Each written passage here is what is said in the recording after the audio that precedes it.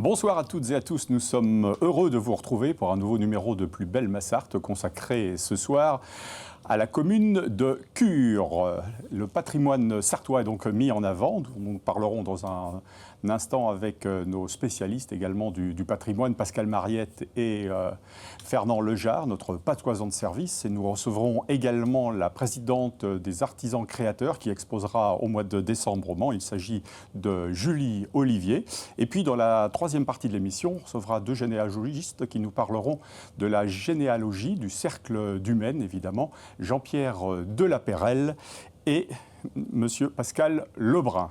Voilà, dans les médias, je suis ravi d'accueillir les représentants de la commune de Cure, à commencer par son maire, Dominique Amiard. Bonsoir. Bonsoir. Et bienvenue. Écoutez, tout le plaisir est pour nous. Ainsi qu'Angélique Desnaux, bonsoir. Vous Bonsoir. êtes la présidente du comité des fêtes de Cure. Effectivement. Et on parlera de tout cela à l'aube justement des festivités de Noël dans quelques instants. C'est ça. Alors, monsieur le maire, première question déjà, si vous pouvez nous situer Cure, parce que je pense que ceux qui nous regardent ce soir n'ont pas forcément le sentiment de savoir où est Cure sur la carte.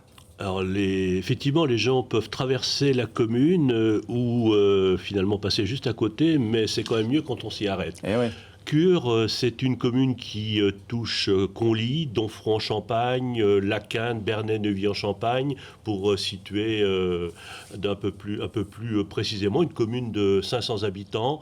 Et quand on est dans le bourg de Cure, on est à un quart d'heure à peu près de la zone d'Auchan et 20 minutes de l'université. Alors là, on voit d'ailleurs une vue aérienne de la commune. On peut dire qu'on a une trentaine de minutes du Mans, c'est ça à peu près. On va situer ça au nord-est. 20 minutes de l'université, 20 minutes de l'université, voilà, ouais, c'est ça, et ouais. un quart d'heure de la zone d'Auchan. Ouais, d'accord. Les gens qui habitent Cure sont principalement des gens qui travaillent sur Le Mans ou qui travaillent sur Conly ou qui...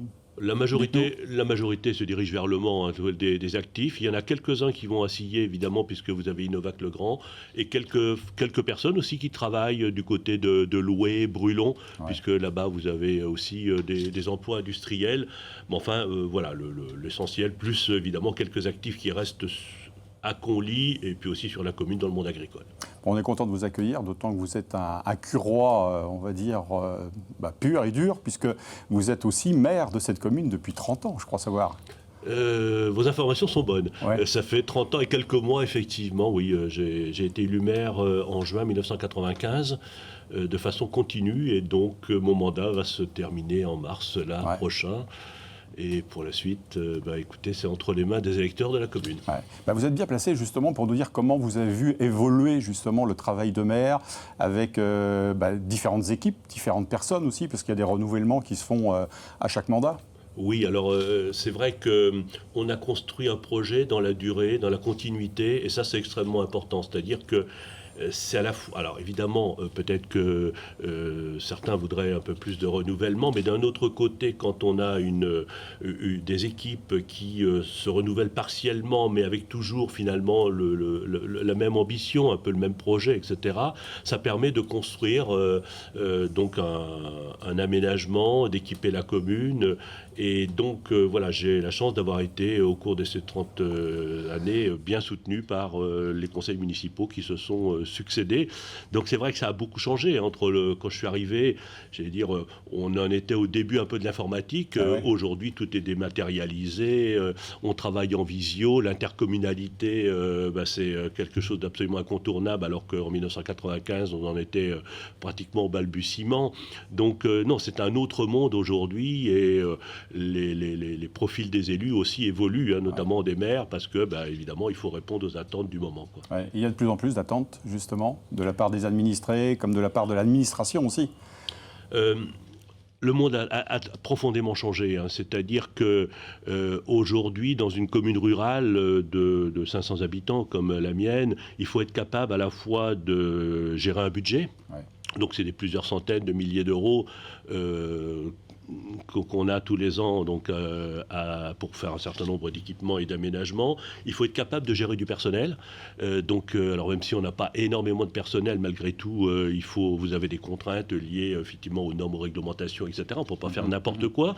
Et on a besoin de bonnes relations avec le personnel, comme avec les associations, etc. Il faut avoir un projet et une ambition, c'est-à-dire être à la fois capable de répondre aux urgences du moment, mais aussi être capable de se fixer une ligne en disant voilà, on on doit pouvoir atteindre cet objectif-là, on va progressivement travailler peut-être par séquence, par morceau. On va décomposer finalement cette ambition, ce projet, mais on doit pouvoir arriver. Et c'est un peu aujourd'hui, clairement, être maire, c'est être un chef d'entreprise avec des règles spécifiques aux collectivités et à la fonction publique. Ouais. Est-ce que c'est un sentiment justement que vous avez partagé le 15 novembre dernier, puisqu'en tant que vice-président de l'Association des maires de la Sarthe, vous avez reçu vos confrères, on va dire, à Cure, le 15 novembre. Est-ce que ce genre de message, vous l'avez ressenti aussi de la part de vos confrères ?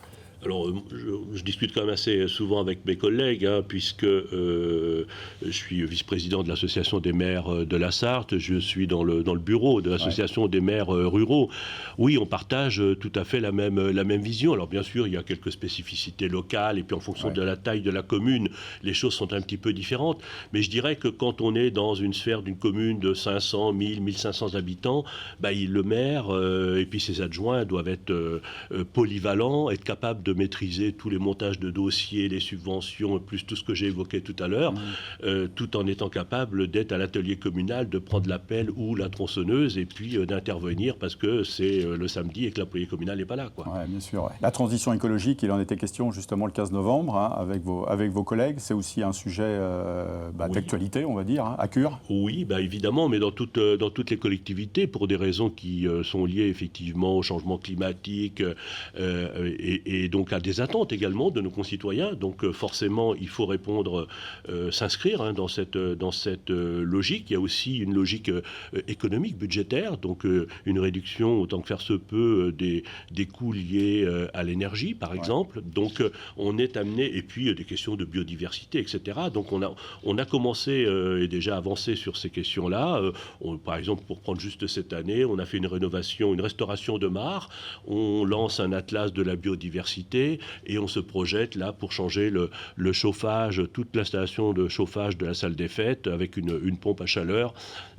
Donc vous voyez, on est à la fois dans des petits projets, restaurer une mare, lancer un atlas de la biodiversité, mais aussi dans des projets à plus de 100 000 euros, comme remplacer le chauffage de la salle des fêtes, restaurant scolaire. Puisqu'on parle des travaux qui ont été effectués sur la commune, il y a l'aménagement du centre-bourg, voies piétonnes, ça aussi, ce sont des choses qui ont abouti en 2025. Oui, alors là, évidemment, ce sont des investissements qui sont très lourds.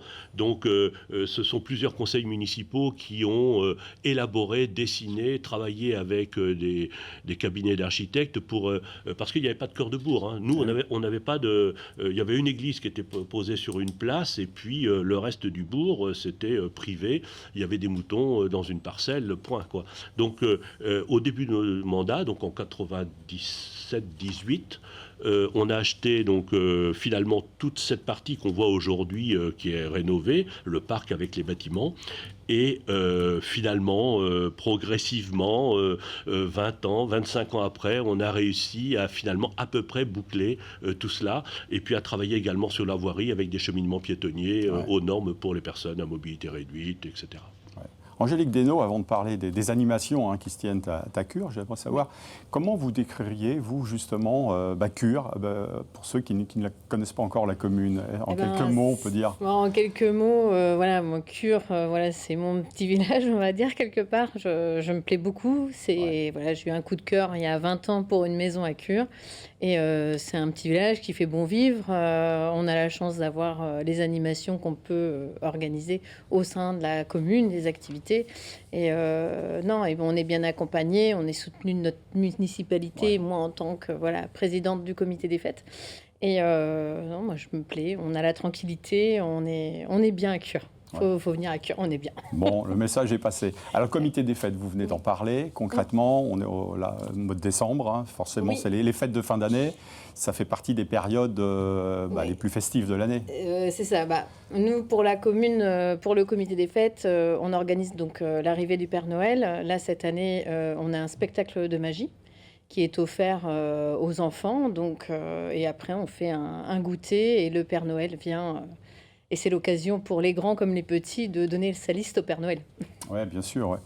On a parlé tout à l'heure, enfin, ce n'est pas les festivités, il y a aussi un cycliste connu qui séjourne depuis quelques années, on va dire, à Cure, qui n'est pas originaire. Il n'est plus à Cure. Ah, il a quitté Cure. Non, Thomas Gachinard est oui, maintenant. Je pense à lui, monsieur le maire. Oui, Thomas, qui a habité dans un logement de la commune d'ailleurs, et qu'on a côtoyé, quelqu'un vraiment de très très sympathique d'ailleurs, Thomas.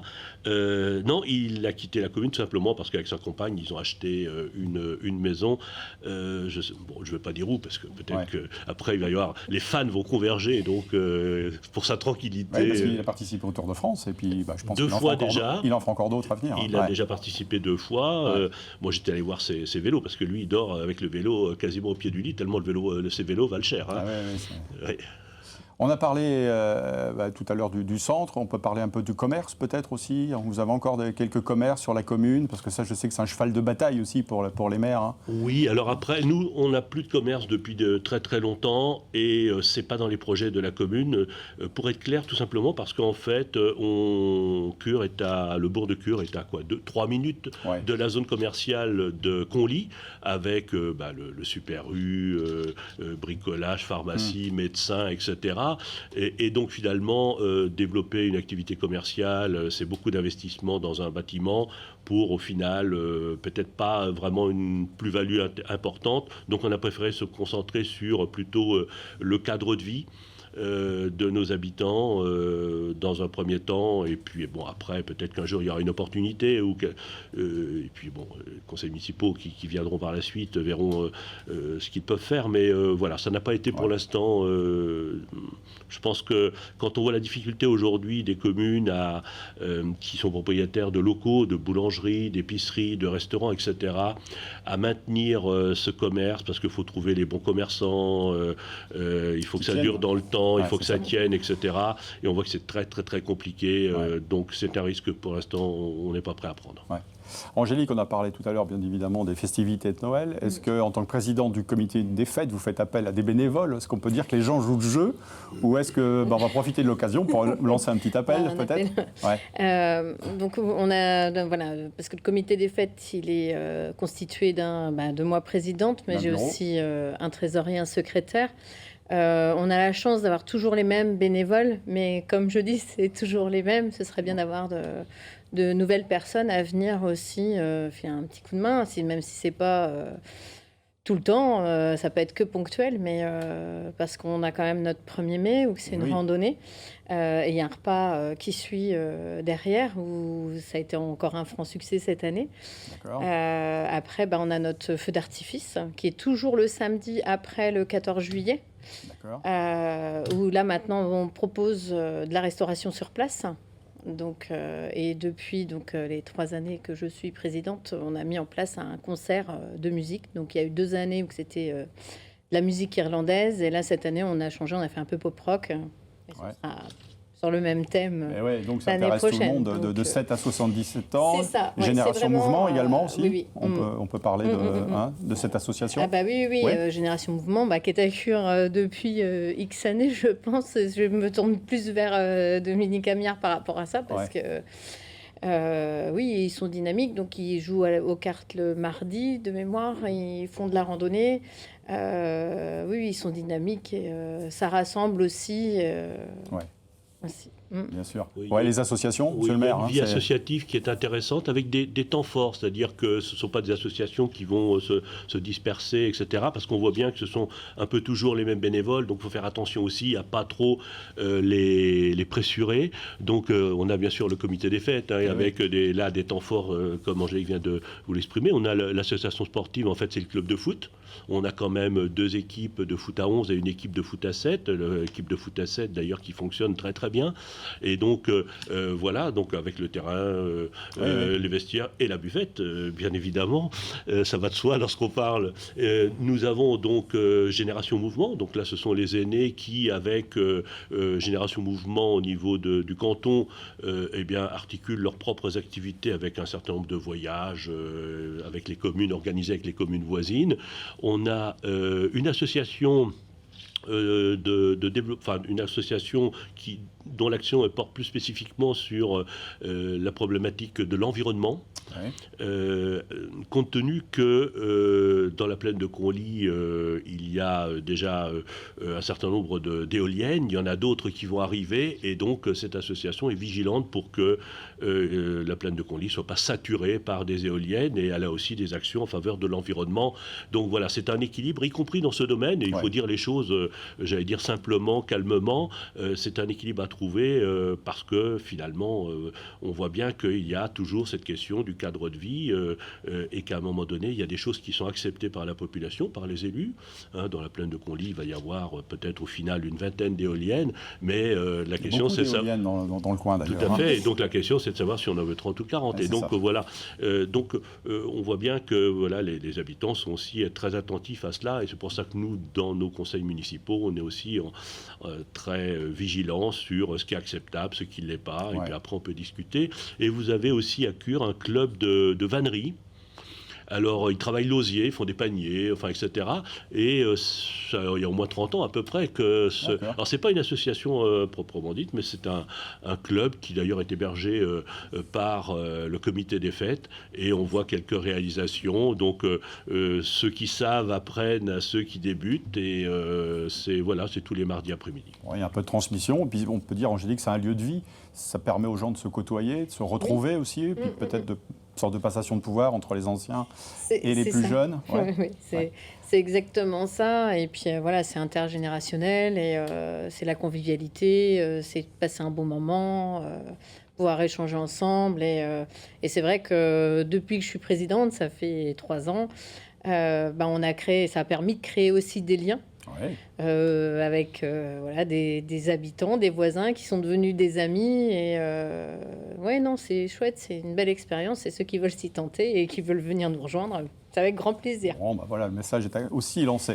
À propos de convivialité, monsieur le maire, moi j'avais noté que le 12 mai, vous aviez été reçu à Paris, à l'Élysée. Oui, tout à fait. En fait, l'idée, c'était d'aller échanger avec des conseillers du président sur un certain nombre de sujets, un échange très libre, on pouvait dire tout à fait tout ce qu'on voulait, sur un certain nombre de sujets relatifs à l'exercice du mandat, relatifs aux difficultés de nos communes.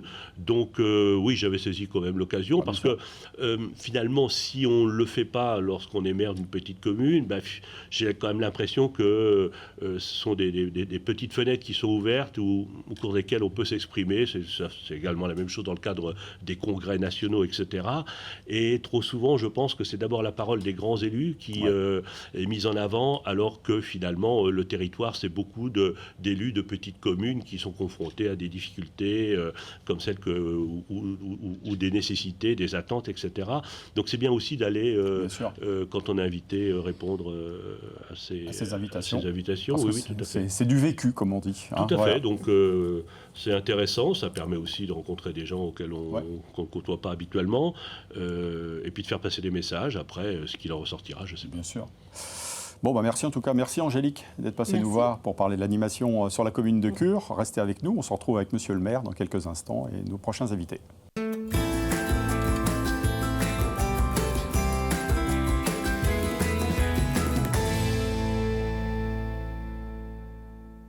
De retour sur le plateau d'LMTV pour la deuxième partie de Plus belle ma Sarthe avec le maire de Cure, Dominique Amiard, qui est resté avec nous, puisqu'on va évidemment reparler de cette commune sartoise, avec Fernand Lejard, bonsoir, notre spécialiste du patois sartois.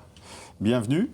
Julie Olivier, bonsoir. Bonsoir. Vous êtes la présidente des artisans et créateurs qui exposeront aux Places des Jacobins du 5 au 22 décembre prochain. On parlera bien évidemment de ce salon maintenant bien connu des Sartois. Et puis Pascal Mariette, notre expert en patrimoine et qui va s'appesantir de nouveau sur la commune de Cure. Oui. Avec sûrement des choses à découvrir. Alors moi je l'ai connu quand j'étais DDE, j'étais encore Orange. Monsieur Amiard aussi, je crois, m'a connu à la DDE. Tout à fait. Bref, donc c'est une des communes que je m'occupais, mais c'est une commune qui a beaucoup changé. Moi je dirais qu'elle a changé parce que beaucoup de choses ont disparu et se sont améliorées, dont l'enduit en béton sur l'église. Moi j'ai connu cette église qui faisait un peu, je ne vais pas dire un gros mot, pas blocos, mais qui était vraiment d'un enduit... pas très joli. Et il y avait les toilettes qui étaient en façade. Voilà. Alors, bon, j'ai retrouvé une photo, mais c'est pas tout à fait ça. Double C'était carton pire jaune, que ça. alors. C'était vraiment voilà. Et puis il y a eu une magnifique restauration avec des enduits à la chaux, qui aurait pu venir d'un endroit de Cure qui s'appelait les Fourneaux, où on faisait à la chaux. Il y avait un four à chaux et à tuiles. Mais c'est pas le cas, donc c'est assez récent. Mais regardez cette magnifique petite église qui a retrouvé un petit peu de couleur. Parce que moi, je l'ai connue avec l'enduit gris, ciment, vraiment.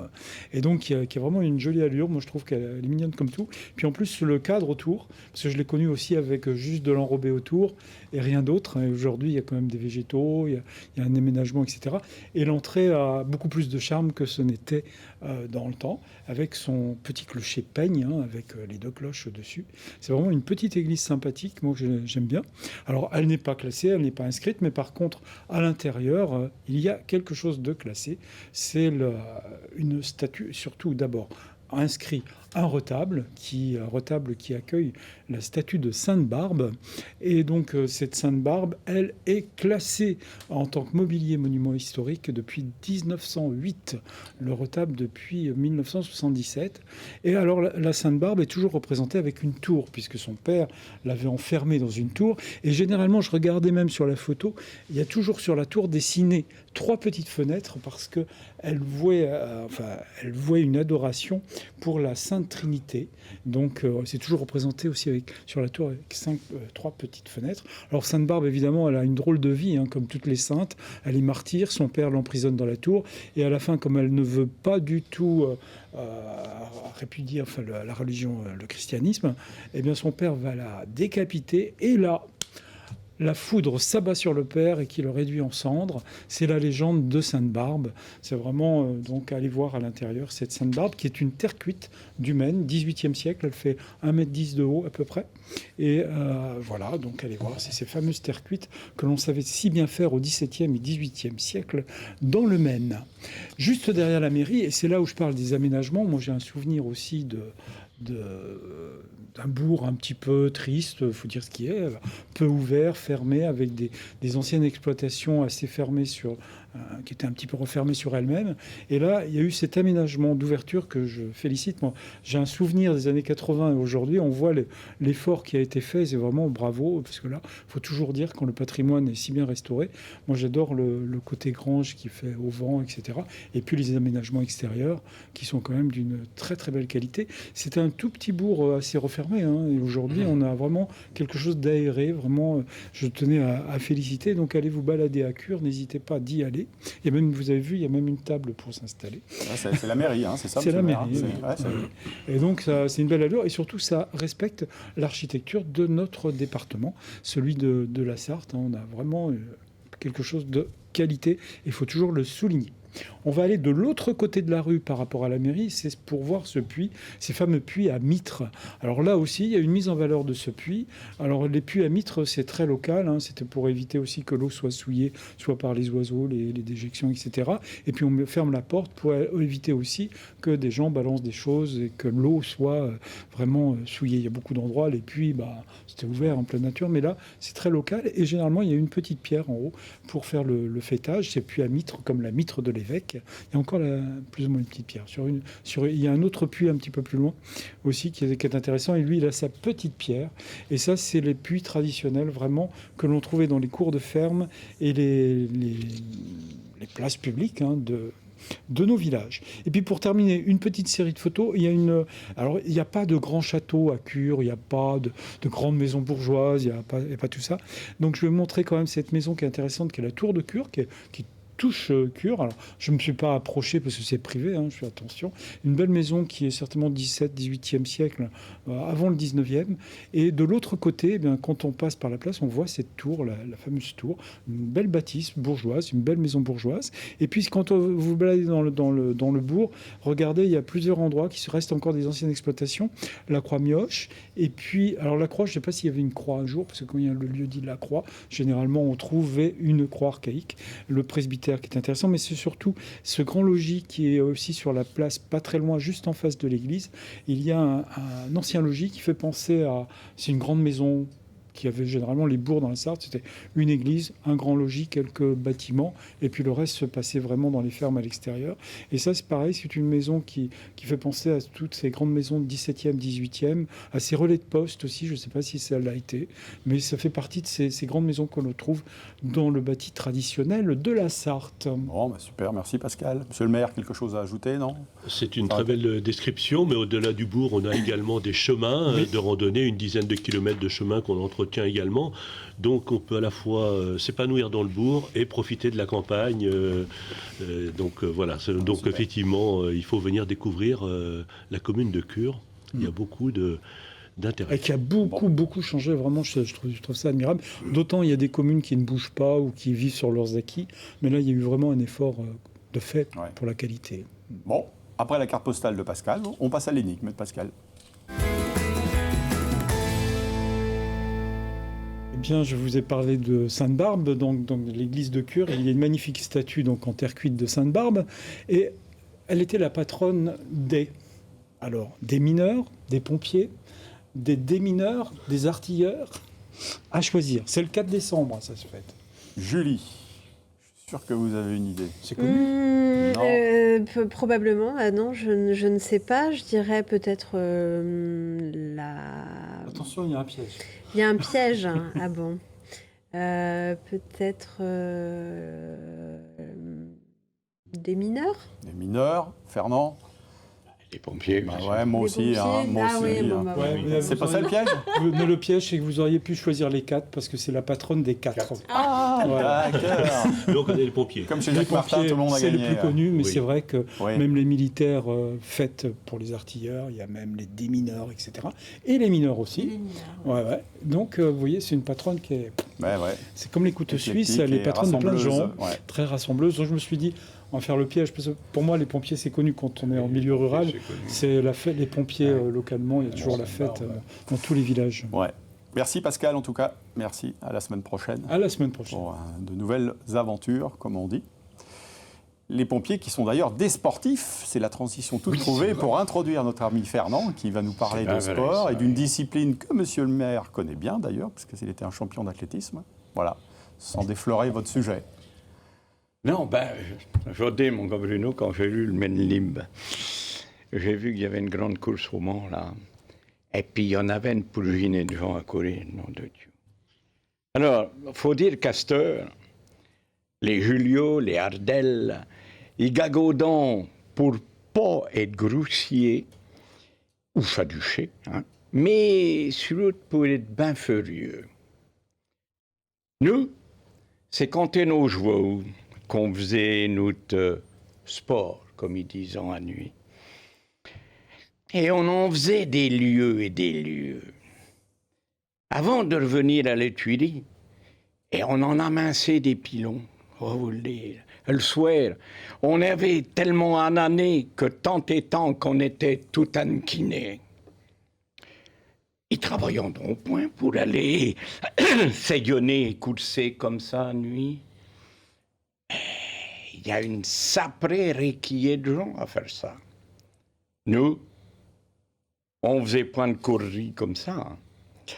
Ça, on n'avait que le dimanche, tantôt, pour être notre repos. C'est ça. On a bien compris qu'avec le dimanche après-midi, pour faire du sport, hein, pour je vais te dire, j'ai bien connu ça, moi, dans les années, quand j'étais gamin, dans les années 50, et puis aussi lors de mes 14, 15, 16 ans, où j'étais à la ferme. Le dimanche matin, il fallait aider la maîtresse de maison, donc la mère, à faire la traite. Ouais. Et ensuite, on balayait la cour. Hein, et on était libre à midi. Vous n'alliez pas à la Eh messe? bien, je te garantis que l'après-midi, mon gars, on allait point cotiller comme ça, nous. Hein. Non. On se repousait. Il n'y avait pas l'obligation de la messe? Ben, si. Il y avait le dimanche, oui.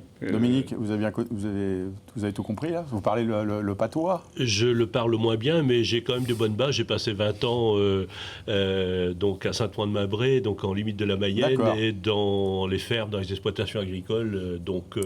Oui, il m'en reste encore quelques éléments. C'est-à-dire qu'à nuit, les gens, connaissent quelques mots. Mais de là à tenir une conversation en patois... Bah non. Alors justement, vous allez nous aider à décrypter, parce que moi, j'ai pas tout compris. Hein. Je vous ai mis quelques petites phrases quand même que... Alors, elles sont... Allons-y. C'est pas très patoisant, hein. Mais je voudrais que vous m'en donniez le sens. Hein. Alors, il est lors des bains, il était bien heureux en l'attendant. De qu'est-ce que ça veut dire? Fatigué. Fatigué d'être bien. D'être bien, d'être bien. Oui, mais Il est bien heureux. Oui, il était bien heureux en l'attendant. Oui, mais ça veut dire quoi? Tout simplement que le gars, il va se marier avec une mégère, et qu'avant de se marier, il était bien heureux, et qu'après, ça ne va pas être le cas. Excusez-moi, madame. La deuxième. Ça, je l'adore, celle-là. Une de plus à coucher sur le manche à balai. Une de plus à cocher sur le manche à balai. Mais qu'est-ce que ça veut dire? Voilà. Sur le manche à balai, une de plus à cocher sur le manche à balai. C'est une bonne chose de fait, non? Ou c'est pas dans ce Ça peut être une bonne chose, peut-être pas, d'ailleurs, mais ça dépend. Pourquoi cocher sur le manche à balai Une de plus. Un manche à balai, Oui. balai. Eh bien, tout simplement, c'était soit un garçon ou une fille qui avait des copains avant le mariage, quoi, tu sais, quand on était encore sur le chemin des promesses, comme on disait, et qui en changeait souvent. Et on entendait le grand-père qui disait « Eh ben, elle est encore partie, celle-là, et encore une de plus à cocher sur le manche à balai. » Le coup de balai, c'est... Le palmarès. C'était un petit peu parce que lorsqu'on allait chercher le pain, peut-être vous n'avez pas connu ça, on allait chercher le pain, on ne payait pas le pain chez le boulanger, on avait un morceau de bois où on cochait. Le boulanger cochait chaque fois qu'on prenait un pain de 4 livres ou de 6 livres. D'accord. Alors, la suivante. Julie, vous voulez la lire, celle-ci? S'il vous plaît. Vous me faites un sacré cadeau, là. C'est vrai. Je vous remercie. C'est pas la plus facile. Ce n'est pas pouté quel four il chauffe. C'est pas pouté quel four il chauffe. Donc, ce n'est pas pour toi que le four chauffe. Oui, c'est pas pouté que le four chauffe. C'est pas pouté que le four il chauffe. Donc... c'est pas pour toi, ça c'est sûr, que le four il chauffe. Alors Est-ce pourquoi? que c'est toujours dans l'esprit de ce que vous avez annoncé? À peu près, oui. Donc, C'est toujours dans le même. On peut imaginer C'est que le four de la femme. c'est le gars... Elle est pas pour toi, quoi. Voilà, en gros, c'est ça. En gros, c'est ça, vous avez raison. C'est-à-dire que généralement, on disait ça Elle quand... met un plat dans le four, mais c'est pas pour... Enfin, je sais pas, c'est pas pour lui. Enfin, non, elle il n'y met a pas quelque chose d'officiel, C'est officieux. l'image de la cuisine, mais c'est pas vraiment la cuisine. Mais c'est pas... Voilà, vous avez raison, c'est pas vraiment la cuisine. C'est-à-dire que c'est généralement un garçon qui sortait avec une fille magnifique, très belle, tout le monde court après, les belles filles, tout le monde court après, ou alors trop riche. Et on lui disait, mon petit gars, tu peux toujours y aller, c'est pas pour que le four il faut faim. D'accord. Pas Elle est toi qui vas marrante, l'avoir. elle est amusante. Hein. C'est vrai que. C'est pas toi qui vas l'avoir. C'est très imagé. Ouais, c'est bien, Oui. c'est vrai. Exact. Alors la suivante. Ah, ça j'adore. Dominique, si vous voulez la lire. Il est bête comme une oie qui couvre debout. Ah, c'est en français complet, mais il est bête comme une oie qui couvre debout. Et c'est le genre qui vous le dit, ça. Oui, donc on a compris qu'il est. Oui, C'est un grand bétain, quoi, qui coupe pourquoi, qui couvre debout. Ouais, Bon, c'est l'image de la... ouais, on est encore dans l'image, quoi. Voilà, on n'a jamais vu Il a des bêtes. On n'a une jamais vu oie une ou oie un couvée debout. canard ou une poule couvée Ah non. debout. Ben non. Hein, donc quelqu'un qui est très bête, on disait ça, on disait... Mais c'est pas possible, c'est une oie qui couvre debout, ce style-là. Moi, je connais, il est bête à manger du foin. Ah, mais oui, je ne connais pas, il est bête. c'est la même expression. C'est la même C'est ça. expression. Bon, une petite dernière pour la route, Fernand. C'est comme tu veux. Allez. Pascal. Stila, il a RC et... Alors, Ferroissé. Ferroissé. On devrait dire... On disait toujours Stila, il a RC et Ferroissé, mais normalement on devrait dire Stila, il a Ferroissé et RC. RC, c'est passé les RC. C'est passé la herse. Les R, c'est... Mais Ferroissé. Bah, je sais pas faire brasser, moi. Ferroissé, Ça me parle c'était pas. passer l'estipateur. Donc on passait l'estipateur après avoir labouré et ensuite on RC. Alors D'accord. moi, l'estipateur, je ne l'ai pas non plus, par contre. Vous voyez, on D'accord. labourait, vous avez le guéret, ce qu'on appelait le guéret, donc c'est très lourd. Et on passait un appareil avec des grandes dents recourbées qui allaient démoter, vous voyez, qui cassaient Ouais. les mottes. D'accord. Et ensuite, pour que ce soit, il restait encore des grosses mottes, pour que les mottes soient encore plus Ouais. petites, on passait la herse. Voilà. Très bien. Et donc, quand on disait de quelqu'un que ce style-là, il a hercé et FLOSC, c'était tout simplement quelqu'un qui disait qu'il avait vu plein de choses, qui connaissait plein de choses, et puis qui, en fin de compte... c'est un peu l'expression que vous avez dit l'autre jour, la même chose. Ce style-là, il a le moulin qui tourne, et il n'y a pas de farine au bout. C'est ça, c'est ça la même. chose. C'est-à-dire que c'est des grandes... ils ont la parole facile et le verbe haut. Vous voyez ce que je veux dire, hein, et en fin de compte, il n'y a rien au bout, quoi. Faut s'en méfier. Parfait. Merci Fernand. Merci. À propos de savoir, vous savez comment on appelle les habitants de Cure? Julie? Ah non, mais Non. vous voulez me poser que des cols. J'ai posé la question parce que je ne savais pas tout C'était- à non, l'heure je à ne Monsieur le sais maire. pas, On les appelle les... Il n'y a rien d'officiel. Pas les- Déjà, ça Ouais. commence On comme les ça. appelle Il y a pas d'arrêté. les curés, Il n'y a pas je suppose, d'arrêté, mais, j'ai jamais trouvé Faut le faire. une trace quelque part. Bon, nous, on est plutôt sur curois. Bon, voilà. Curoise, comme les fléchois. Oui. Exactement. Et les Bon, vous serez fléchoises. plus à l'aise quand on va parler maintenant du salon des artisans et Ah ben, créateurs. J'espère bien, oui. Qui se déroulera, donc je l'ai dit tout à l'heure, du 5 au 22 décembre, la place des Jacobins. C'est la combienième édition, Madame la Présidente? On ne compte On ne compte plus, d'accord. Non, mais on est à, je ne sais pas, peut-être 35 ou 40e édition. quelque Du chose comme ça. textile, de la peinture, des tableaux, enfin bon, plein de choses quoi. Oui. Cette année encore. Oui, combien oui, de cette quarantaine, année une plus 50 exposants que d'habitude d'ailleurs, puisque maintenant donc on a un salon qui s'étend sur une durée encore plus importante, donc comme vous l'avez dit du 5 au 22, donc on a 18 jours d'exposition. Et donc on a plusieurs salves d'exposants. Il y a des exposants locaux, sartois, qui font le choix donc d'exposer sur toute la durée du salon. Et puis on accueille aussi beaucoup d'artisans de l'extérieur qui, eux, ne restent que pour une ou deux périodes.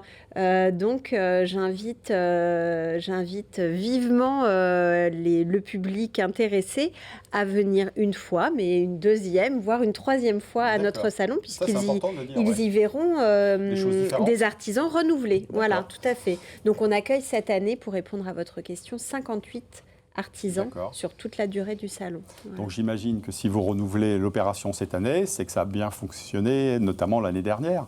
Vous avez une idée un petit peu du nombre de gens qui sont venus, qui ont Alors, assisté, qui ont parcouru un peu du nombre, malheureusement non, puisqu'il nous faudrait quelqu'un à l'entrée Ouais. pour faire un comptage. C'est difficile, notamment sur une durée si longue. Parce que l'entrée est libre, il faut le dire, et gratuite. Bien sûr, l'entrée est libre et gratuite. Ouais. Donc on a beaucoup de visiteurs, surtout les week-ends. On est ouvert les dimanches, bien évidemment. On ouvre sur toute la durée du salon. Et donc je ne saurais pas vraiment quantifier, mais on a une belle fréquentation, oui. Comme vous l'avez dit tout à l'heure, c'est le salon des artisans et des créateurs. Ça veut dire que la plupart des gens qui sont là créent eux-mêmes les objets ou les choses qu'ils exposent. Nous ne prenons que des gens qui créent leurs produits, effectivement. C'est notre principe de base. Il faut une transformation de la matière. En revanche, nous ne sommes pas un salon métier d'art. Nous avons des artisans qui sont métiers d'art, avec des métiers ancestraux pour certains, des tourneurs sur bois, des verriers, enfin voilà, des céramistes, mais pas uniquement. Donc nous accueillons aussi des créateurs avec des savoir-faire beaucoup plus modernes, notamment de la sérigraphie textile, par exemple. Voilà. Des Sartois et des gens qui viennent des départements limitrophes aussi. Oui, Ah, mais en tant que créateur. on a des gens qui viennent du sud, de D'accord. Pau. On a plein d'artisans différents. Et Plein de ça, choses à on est découvrir. exactement. Et on en est très heureux. On a une très très belle sélection cette année. Et c'est un salon qui est fait par des artisans pour les artisans. Voilà. Bon, super. On a tout dit, ou presque. Je pense Il y a qu'on plus a qu'à. tout dit. On Oui, rappelle on du 5 au 22. vous donne rendez-vous au pied de notre belle cathédrale, donc sur l'esplanade des Jacobins pour toute la durée des fêtes. Bon, parfait. Merci Voilà. Julie Olivier d'être passé nous voir. Merci. Merci Monsieur le maire, Dominique Amiard. Merci. Longue vie à Cure, belles choses en perspective. Venez Et découvrir. puis, à bientôt, ouais.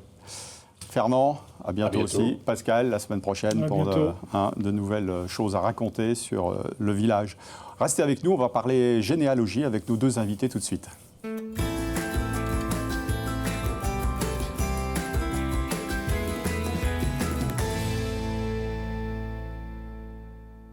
On va parler généalogie durant cette troisième partie de l'émission Plus belle Massarthe avec deux éminents représentants du cercle de généalogie du Maine et du Perche. Il s'agit de son président, Pascal Lebrun. Bonsoir. Bonsoir. Et de Jean-Pierre Delapérelle. Bonsoir. Bonsoir.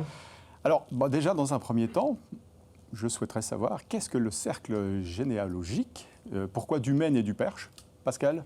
Alors, le cercle, c'est déjà une grande dame qui a un âge respectable, Ouais. puisqu'elle a plus de 50 ans maintenant, cette grande dame, et elle a une couverture géographique sur la Sarthe, la Mayenne et le Haut-Perche, c'est-à-dire l'Orne, pour faire court. Voilà, donc ça a été créé en 1972, donc ça date quand même pas d'hier. Ouais. Alors, c'est une association qui est basée au Mans.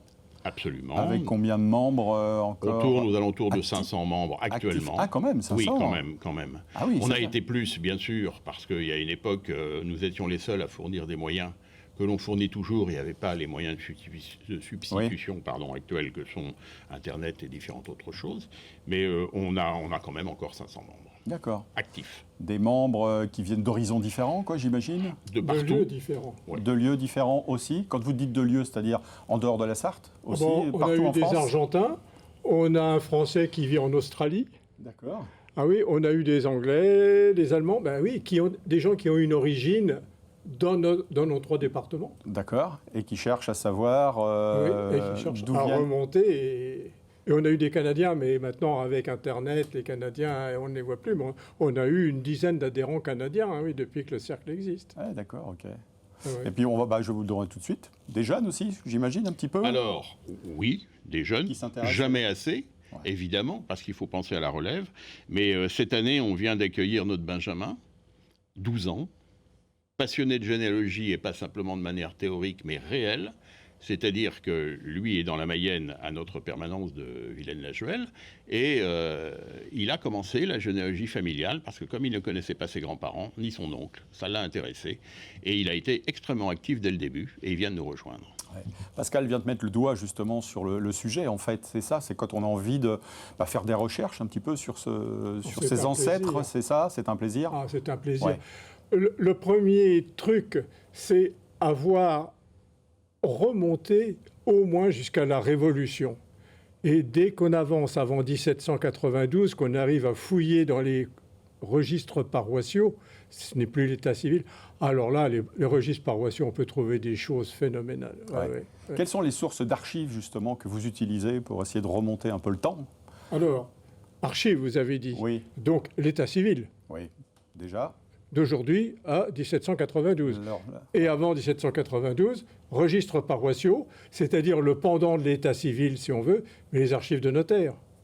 Et aux archives départementales, on trouve aussi d'autres pistes possibles. Mais là, il faut d'abord s'aguerrir. Remontons tranquillement et fouillons dans les registres paroissiaux où on trouve des professions qui n'existent plus. Par exemple, notre bulletin s'appelle le bordager. Aujourd'hui, bordager, ça n'évoque pas grand-chose, alors que si on remonte dans les 2 tiers de la Sarthe, parce qu'en dessous c'est closier, on ne dit pas bordager, ben, pareil, closier, donc on ne comprend pas. Et c'est quelqu'un qui exploite un petit coin de terre ouais. et qui arrive en temps normal à faire survivre sa famille. En temps normal, c'est-à-dire quand il n'y a pas d'épidémie, et épidémie, vous voyez ce que je veux dire, on a eu ça il n'y a pas longtemps, et quand il n'y a pas de catastrophe naturelle. Et donc, il est au milieu de l'échelle sociale de ceux qui travaillent la terre. D'accord. Ça, c'est déjà intéressant. Alors, avant d'en arriver là, Pascal, de manière assez basique, si moi, demain, je veux découvrir mon arbre généalogique, comment ça se passe? Je vais vous voir au cercle, c'est ça? Absolument. Et puis, je vous donne les informations dont je dispose. Alors on va vous questionner, Ouais. en vous demandant ce dont vous disposez déjà. En fonction de cela, on va commencer à le poser sur le papier, parce qu'il y a un moment, il faut absolument que ça devienne visuel. On va le poser sur le papier, et puis on va essayer de combler les trous de ce que vous n'avez pas pu nous dire, soit en vous donnant des éléments réels parce qu'on y aura eu accès ou c'est dans notre base de données, Ouais. soit par des pistes, comme vient d'évoquer Jean-Pierre, certaines pistes qui permettent de savoir où chercher, comment chercher. Et ce que l'on va également faire, et ça on le fait assez souvent, c'est qu'on va vous aider à déchiffrer un acte. Parce que malheureusement, l'écriture de l'époque, comme maintenant d'ailleurs, hein, elle était parfois fort difficile à déchiffrer. C'est ce qu'on appelle la paléographie. Et on va essayer de vous aider. Je ne dis pas qu'on réussit, mais enfin la plupart du temps, on commence à avoir l'habitude. Et on va échanger entre nous. Autre truc assez important, c'est que sur des périodes où vous bloquez, on va essayer de vous donner des trucs et astuces. Pour contourner la difficulté. Voilà. D'accord. Sachant que le principe de la généalogie, j'insiste beaucoup, c'est d'abord le partage. Car on n'est pas généalogiste, et si on l'est devenu, c'est parce qu'on est curieux, Oui. parce qu'on est un peu soigneux dans le travail que l'on fait, et surtout parce que quelqu'un nous a montré Eh oui. et nous a aidés. Et ça, c'est fondamental. Ouais. Jean-Pierre Delapérelle, il y a des choses surprenantes qu'on vous demande des fois. Vous êtes... Alors, les professions, hein, j'ai évoqué un petit oui, peu. tout à l'heure, ouais. Et puis, il y a le vocabulaire. Tout à l'heure, j'ai évoqué les archives de notaires. Ils n'écrivent pas particulièrement bien. Oui, comme les médecins. Ils utilisent des termes. Les notaires aujourd'hui utilisent des termes que tout le monde ne comprend pas parfaitement. Ouais. Alors, vous voyez, et en plus des abréviations.